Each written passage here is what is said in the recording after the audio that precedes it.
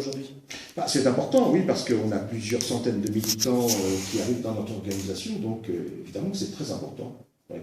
Et il est important aussi que je sois là pour officialiser leur arrivée, pour les accueillir, j'ai envie de dire pour leur souhaiter bienvenue, enfin, etc. Quoi. Puis pour les connaître, pour discuter avec les militants du secteur. Bon, au niveau de la CGL, là, cette année, des priorités importantes, notamment la sortie d'une étude, si vous pouvez nous dire un mot là-dessus. Alors, l'étude que l'on est en train de faire et qu'on va sortir dans les mois qui viennent, c'est une étude sur la vie en HLM et la manière dont les locataires HLM ressentent leurs conditions de vie.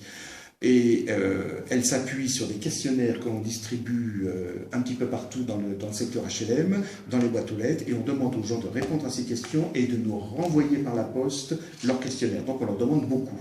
Actuellement, on a un peu plus de 1000 questionnaires qui nous sont revenus de tous les coins de France, et on espère... D'ailleurs, on a commencé à les dépouiller et ce que l'on constate, c'est que majoritairement, mais très majoritairement, les gens sont satisfaits de leurs conditions de vie en HLM. Ils sont même très satisfaits.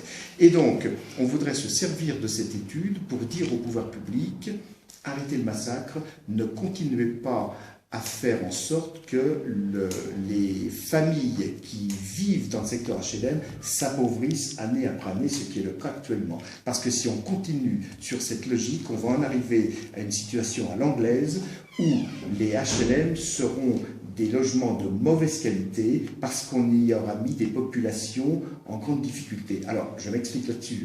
Ce ne sont pas les populations qui sont en grande difficulté qui créeront les mauvaises conditions. Mais parce que les populations qui sont en grande difficulté sont logées dans tel ou tel endroit, les bailleurs ont tendance à ce moment-là à moins les considérer et être moins exigeants en matière de construction et en matière d'entretien des immeubles que quand on loge des classes moyennes ou des classes aisées. Ça, c'est bien connu.